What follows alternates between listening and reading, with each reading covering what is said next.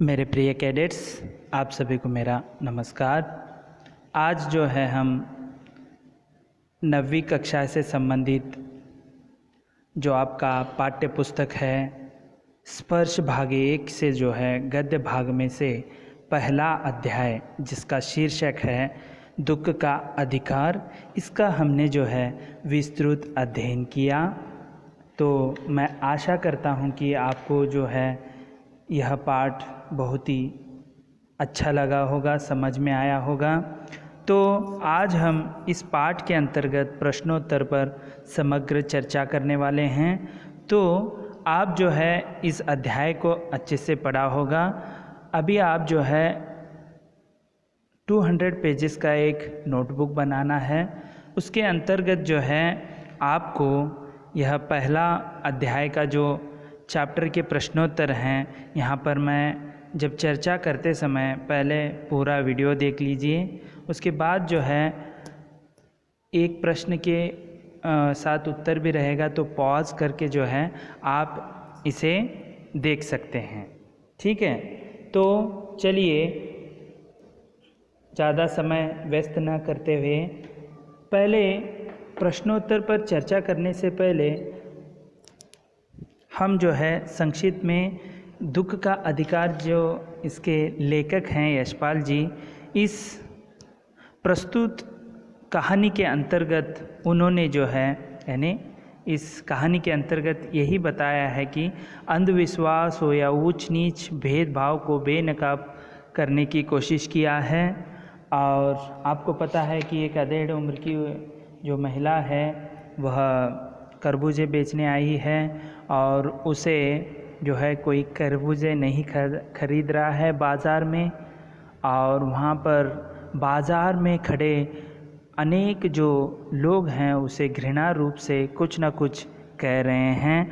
तो लेखक को यह बेचैनी हो गई कि इस आखिर एक क्यों रो रही है और खरबूजे क्यों नहीं बेच रहे, क्यों नहीं खरीद रहे हैं। तो उसे पता चलता है कि उसके 23 साल का जो लड़का है वह सांप डसने के वजह से उसकी मृत्यु हो गई है, और ओझा को बुला के लाने से जो है वहाँ पर उसका जितना भी अनाज धन धान्य था वह दान दक्षिणा में चला गया है।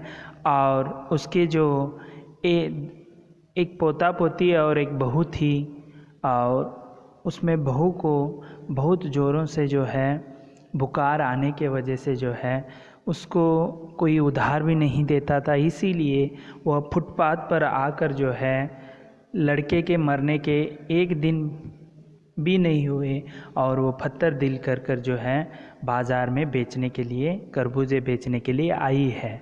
इस तरह एक गरीब महिला का चित्रण किया है जो दुख मनाने का भी उसे फुर्सत नहीं है और दुख मनाने चाहती है लेकिन वैसा माहौल नहीं है। और दूसरी जगह लेखक और एक उदाहरण देते हैं कि जो एक पुत्र वियोग से, यानी एक अमीर महिला जो है, संभ्रांत महिला जो है, पुत्र की मृत्यु के वियोग से जो है वह 2.5 महीने तक जो है पलंग पर लेटी रही और 15-15 मिनट बाद पुत्र वियोग में वो मूर्छित होती और आंसू टपकने लगते।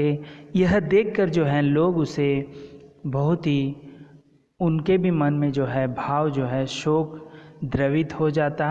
इस तरह यहाँ पर लेखक में द्वंद्व में पड़ गए कि वो सोच में पड़ गए कि कैसे शोक करने और गम मनाने के लिए भी सहूलत यानी सुविधा चाहिए और दुख होने का भी एक अधिकार होता है। इस तरह उन्होंने इस पाठ के अंतर्गत विवरण किया है। चलिए अभी प्रश्नोत्तर पर चर्चा करते हैं।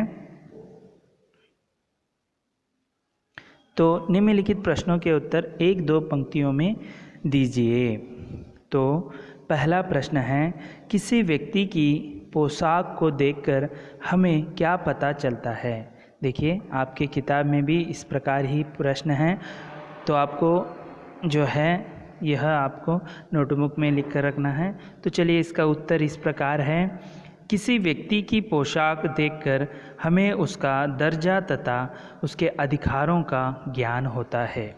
ठीक है, इस तरह इसका उत्तर जो है आपको लिखना है। चलिए दूसरे प्रश्न की ओर बढ़ते हैं। खरबूजे बेचने वाली स्त्री से कोई खरबूजे क्यों नहीं खरीद रहा था? आपने कहानी में पढ़ चुके हैं, तो चलिए इसका उत्तर भी देख लेंगे। चाहे तो आपके जो है स्वयं आप भी जो है अपने शब्दों में लिख सकते हैं। तो उत्तर इस प्रकार है, खरबूजे बेचने वाली अपने पुत्र की मौत का एक दिन बीते बिना खरबूजे बेचने आई थी। ठीक है, एक दिन भी नहीं हुआ था और खरबूजे बेचने के लिए आई थी। सूतक वाले घर के खरबूजे खाने से लोगों का अपना धर्म भ्रष्ट होने का भय सता रहा था, इसीलिए उससे कोई खरबूजे नहीं खरीद रहा था। इस तरह आपको उत्तर लिखना है। अगले प्रश्न की ओर बढ़ते हैं। उस स्त्री को देखकर लेखक को कैसा लगा? उस स्त्री यानी जो अधेड़ उम्र की औरत है, स्त्री जो खरबूजे बेचने के लिए बाजार में आई हुई थी। तो इसका उत्तर इस प्रकार है, उस स्त्री को फुटपाथ पर रोता देखकर लेखक के मन में व्यथा उठी। वह उसके दुख को जानने के लिए बेचैन हो उठा। ठीक है, उसके जो दुख क्या है, क्यों रो रही है, खरबूजे क्यों नहीं खरीद रहे, उसे ये जानने की बेचैन हो उठी। ठीक है, तो अगले प्रश्न की ओर बढ़ते हैं। उस स्त्री के लड़के की मृत्यु का कारण क्या था? उस स्त्री यानी जो भगवाना उसका नाम है, उस लड़के की मृत्यु का क्या कारण था? तो इसे उत्तर इस प्रकार लिखना है, उस स्त्री के लड़के की मृत्यु का कारण था सांप द्वारा ढस लिया जाना। यानी जो आपको पता है, जब खरबूजे मुँह अंधेरे में निकालने के लिए जाता है तो उसे सांप ने ढस लिया था। वह मुँह अंधेरे खेत में खरबूजे तोड़ रहा था। उसी समय उसका पैर एक सांप पर पड़ गया था, इसी वजह से उसकी मृत्यु हो गई थी। चलिए अगले प्रश्न की ओर बढ़ते हैं। बुढ़िया को कोई भी क्यों उधार नहीं देता? आपको कथा में पता चला होगा, तो इसका उत्तर जो है इस प्रकार आपको लिखना होगा। स्त्री का कमाऊ बेटा मर चुका था, अतः पैसे वापस न मिलने की आशंका के कारण कोई उसे इकन्नी दुकन्नी भी उधार नहीं देता। क्योंकि बुढ़िया का जो है उम्र हो चुका था, वह थोड़े दिनों की मेहमान है ऐसे लगता था, इसीलिए वह कर्ज जो है लिया हुआ चुकाना नहीं होगा, इसीलिए कोई उसे जो है पैसे उधार नहीं देता था। इस तरह आपको उत्तर जो है लिखना है। चलिए अगले प्रश्न की ओर बढ़ते हैं। तो अगला प्रश्न है, निम्नलिखित प्रश्नों के उत्तर 25 से 30 शब्दों में आपको जो है लिखना है। ठीक है, ऐसे प्रश्न पूछे जाते हैं 2 अंकों के लिए। तो चलिए इसके जो है हम पहला प्रश्न है उसे देखेंगे। मनुष्य के जीवन में पोशाक का क्या महत्व है? मनुष्य के जीवन में जो है पोशाक का क्या महत्व है? तो इसका उत्तर इस प्रकार है, मनुष्य के जीवन में पोशाक का बहुत महत्व है। सही है ना? लेखक भी वही कहते हैं, पोशाक ही मनुष्य की सामाजिक और आर्थिक स्थिति दर्शाती है। पोशाक ही मनुष्य को मनुष्य में भेद करती है। यानी जो पोशाक से ही मनुष्य में ही भेद होता है। तो अच्छे कपड़े पहनना और जो है थोड़े फटे हुए कपड़े पहनने में बहुत सारा फर्क हम जो है देख सकते हैं, भेद वहाँ पर देख सकते हैं। पोशाक ही उसे आदर का पात्र बनाती है तथा नीचे झुकने से रोकती है। इस तरह आपको जो है इसका उत्तर लिखना है। चाहे तो आप अपने शब्दों में भी लिख सकते हैं। चलिए अगले प्रश्न की ओर बढ़ते हैं। पोशाक हमारे लिए कब बंधन और अड़चन बन जाती है? जो पोशाक हमारे जो है बंधन और अड़चन कब बन जाती है? तो इसका उत्तर इस प्रकार है, जब हम अपने से कम हैसियत रखने वाले मनुष्य के साथ बात करते हैं तो हमारी पोशाक हमें ऐसा नहीं करने देती। जो है अच्छे कपड़े पहने हैं तो आप गरीबों से बात करते समय आपको जो है यहाँ पर पोशाक जो है आपको बाधा आती है। हम स्वयं को बड़ा मान बैठते हैं और सामने वाले को छोटा मानकर उसके साथ बैठने तथा बात करने में संकोच अनुभव करते हैं। तो इस तरह इसका उत्तर जो है आपको लिखना है। चलिए अगले प्रश्न की ओर बढ़ते हैं। लेखक उस स्त्री के रोने का कारण क्यों नहीं जान पाया? लेखक जो है उस स्त्री के रोने का कारण क्यों नहीं जान पाया? तो इसका उत्तर इस प्रकार है। लेखक उस स्त्री के रोने का कारण इसीलिए नहीं जान पाया क्योंकि रोती हुई स्त्री को देखकर लेखक के मन में एक व्यथा उठी। व्यथा यानी दुख हो गया, ठीक है। वो रोते हुए देखकर लेखक के मन में व्यथा उठी, पर अपनी अच्छी और उच्च कोटि की पोशाक के कारण फुटपाथ पर नहीं बैठ सकता था। उसे व्यवधान यानी बाधा आई उसकी पोशाक ही उस स्त्री के पास जाकर बैठकर बातें करने से जो है वहाँ पर क्या हो गया, दुविधा आ गई। तो चलिए अगले प्रश्न की ओर बढ़ते हैं। भगवाना अपने परिवार का निर्वाह कैसे करता था? निर्वाह यानी जो संचालन हो लो, परिवार को देखभाल कैसे करना, ठीक है। तो इसका उत्तर इस प्रकार है। भगवाना शहर के पास 1.5 बीघा ज़मीन पर हरी तरकारियाँ तथा खरबूजे उगाया करता था, ठीक है। वह रोज़ ही उन्हें सब्जी मंडी या फुटपाथ पर बैठकर बेचा करता था। तो इस तरह आपने देखा होगा, एक दिन उसे सांप ने काट लिया, उसकी मृत्यु हो गई। इस प्रकार वह कचियारी करके अपने परिवार का निर्वाह करता था। इस तरह आपको उत्तर जो है लिखना है। चलिए अगले प्रश्न की ओर बढ़ते हैं। लड़के की मृत्यु के दूसरे ही दिन बुढ़िया खरबूजे बेचने क्यों चल पड़ी? तो कहानी जब आपने पढ़ी है इसका जो है आप समझ सकते हैं किस लिए वो खरबूजे बेचने आई हुई थी। तो उत्तर भी इस तरह लिखना है। लड़के की मृत्यु के दिन ही खरबूजे बेचने जाना बुढ़िया की घोर व्यवस्था थी। व्यवस्था यानी मजबूरी थी। क्यों? सांप के हंसे लड़के की झाड़ फेंक कराने, नाग देवता की पूजा और मृत्यु के बाद अंत्येष्टि करने में हुए खर्च के कारण उसके घर में अनाज का दाना भी न बचा था। देखिए, जब वो उसके सांप ने ढस लिया था,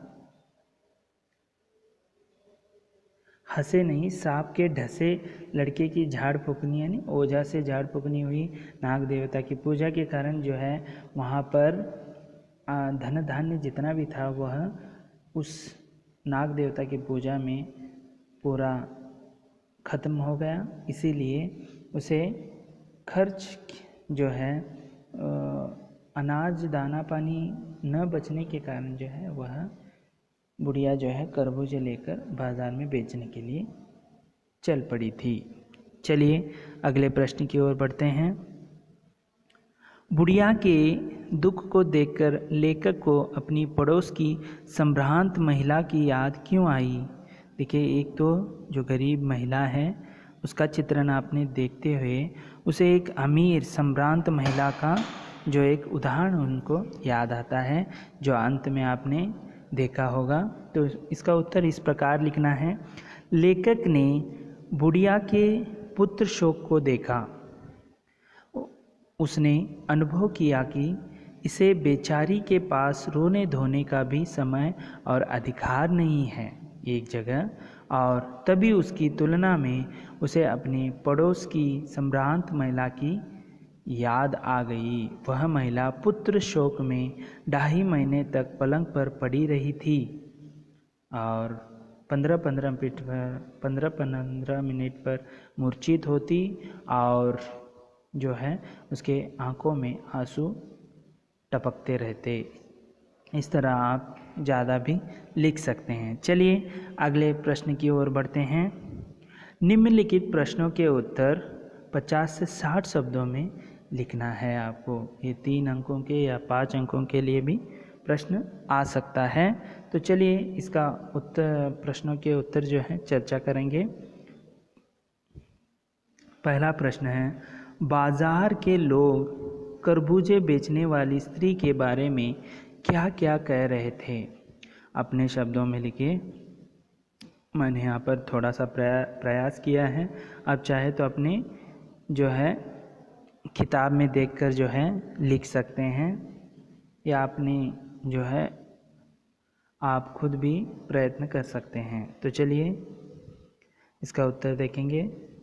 बाजार के लोग खरबूजे बेचने वाली महिला के बारे में तरह तरह की बातें कहते हुए ताने दे रहे थे और धिक्कार रहे थे।